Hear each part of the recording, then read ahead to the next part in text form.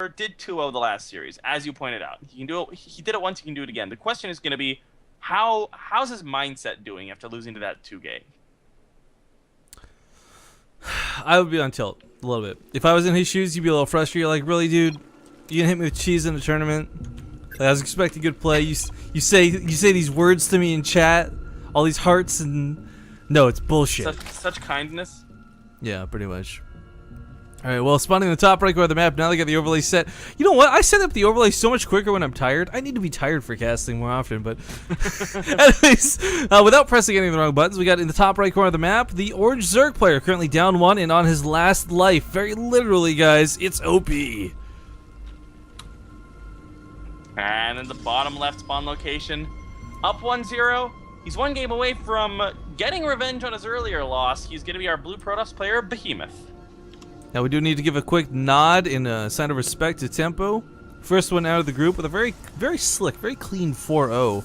And one of these two will be his, I guess, Group 8 counterpart, as they will also be joining him out of the group. But unfortunately, one has to go.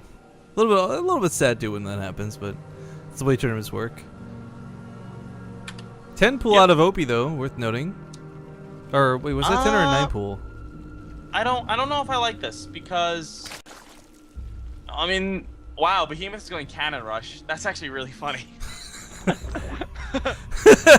Okay, the reason we're not saying it's just like, okay, it's a scout, guys, is because he sent the second probe out. And because it was a 13 forge, not a 17 forge. Yeah, and he really wants this scum hit.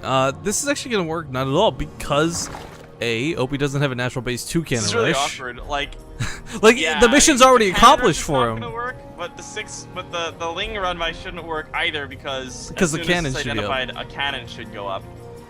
This is, well, I mean, for Behemoth, it's kind of like mission accomplished. Natural's dead. It's not there. Oh. Yeah. But he sees the so Lings. The Lings are out. The Lings are spotted. Pull a probe right now or you lose. You don't have a lot of time here, buddy. There we go. Opiee is going to be taking a bit of a guess here, though, because he sees not the top left, and now he's got to gamble. Bottom left or bottom right.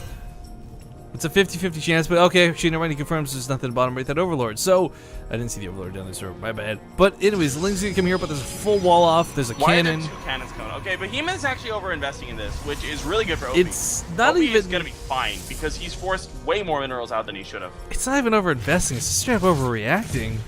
Like, this is... This is acting, ladies and gentlemen.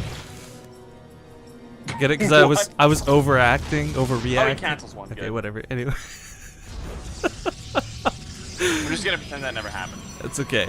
Nexus coming down here. We'll put him back into this game a little bit. I kind of feel like even though he had to have a failed cannon rush that turned into a regular defense, I still think Opiee ends up coming up behind in this regard because his natural's so late. I mean, it's for a Zerg player, whatever. It's about nice minerals, etc. But more importantly than any of that, it's your larva. It's your lifeblood. It's how you start getting your production going. And this is going to be delayed for quite some time. Yeah, I think it's actually okay because. Yeah, I don't think it takes him out of the game by any means. Yeah, I mean he's not dead or anything, but it's not great. Opiee wanted to do some more damage than he did with that 10 pull. He didn't really do any damage at all. The only annoying thing here, since Behemoth canceled that second cannon, is that he just has an extra pylon he has to kill if he wants to leave his base. But that's not going to be too big of a deal. Actually, it almost got better for him too if he decides to go Archons later. There's you know Samsung Galaxy Trend? Yes. He always leaves. I've beaten him before.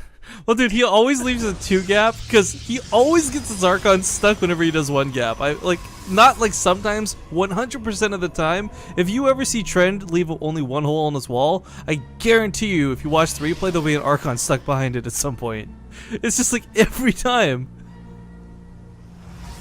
Yeah, he has a 10. I think I remember him doing that against me too.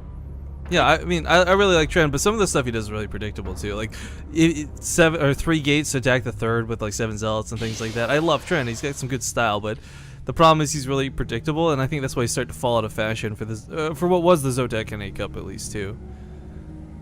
Yeah. But, neither here nor there. Like, I think he's falling a little behind the other. Like, it was always kind of him, Burning, and Solar were the 3 Samsung guys who were kind of owning all the cups, and now it's just kind of Burning and Solar. Actually, officially now known as Armani Penguin, if we could just get with it. Yeah, it's a really dumb name. It's not that the name's dumb, it's just like, dude, everyone knows you as Bernie already. Why rebrand yourself? That's like Artosis saying, I need a name change. Like, why? For what reason? Well, like, Koreans do that a lot. Like, Seed is now Vengeance. Well, I heard that, no, someone told me that there's actually a big Korean thing about how it's, this mentality of a clean slate or something.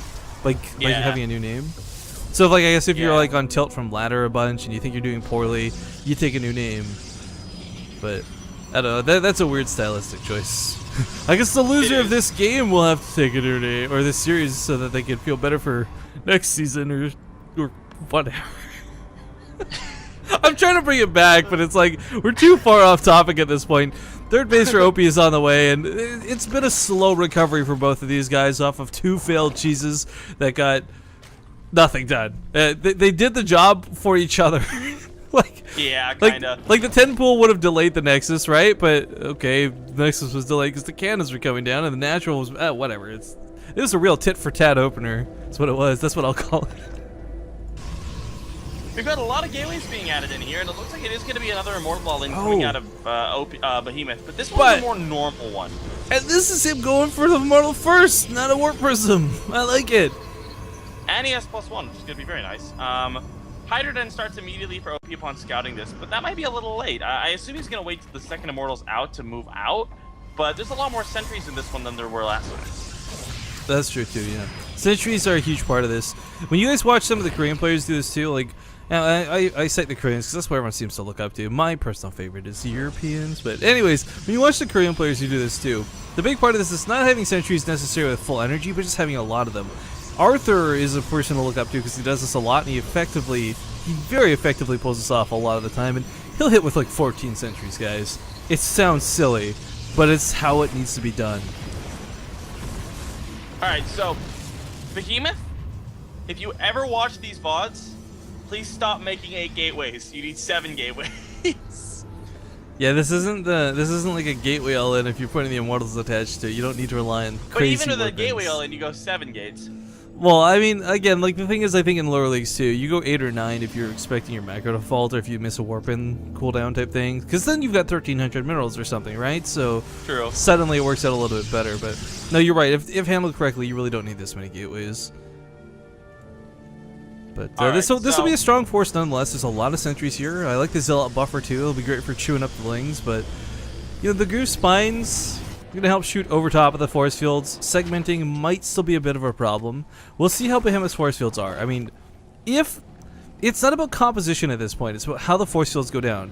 How much of these Hydras he can segment out and force to fight at a time.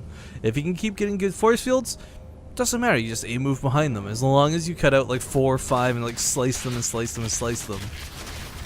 And here we go. The engagement's gonna start out with a couple of free ling kills. Not a bad start here for Behemoth, but with seeing the tower, getting on the tower, he does know that there are Hydras out now, so he's gonna have to be careful how he engages. But with even supply, things are actually looking pretty positive for Behemoth. He's got 8 more Zealots moving across the map now, trying to join up with his buddies. And 3 Immortals, that's a lot of DPS. There's only 7 sentries in here, but they do have a lot of energy. Okay, Penguin, I got this. What upgrade do the Hydras not currently have? +1? No, muscular augments. Say muscular augments. That too, muscular augments. Okay, I got this. When I muscular augment master, I will move faster. They'll call me Hydra, just like. I'm sorry. You can't see it right now. You're just face palming. I have a double face palm going on right now. This is kind of like Rifkin. It was nice casting with you for the last time ever. Yeah. Take care, buddy. All right. Big engagement. Slap it down.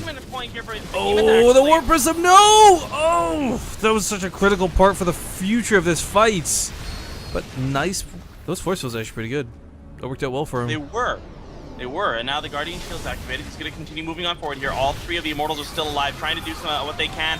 Good force fields once again. Up half of the army. Time Warp could go down. That would be really, really nice right about now. But this is so critical.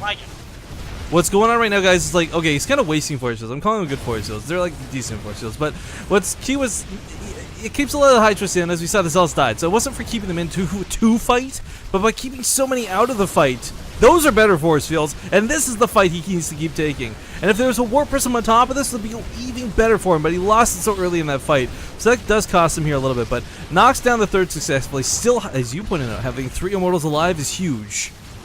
Yeah, and the Zealots are dying, but that's really the least important part of this army here. The problem is that there's not really any force field energy left. Time Warp goes down. It's good Time Warp once again. Oh, Mothership will Core. fall, but that's not a big deal as it doesn't really have the energy to do anything left. Another Warp Prism coming on out. The Queen's going to go down here. A lot of Stalkers coming on in. More Stalkers is exactly what Behemoth needs. He needs more and more Stalkers here now because that's going to deal pretty well with the Roaches as well as doing okay against the Hiders. And the Hider number is not going to be that high with only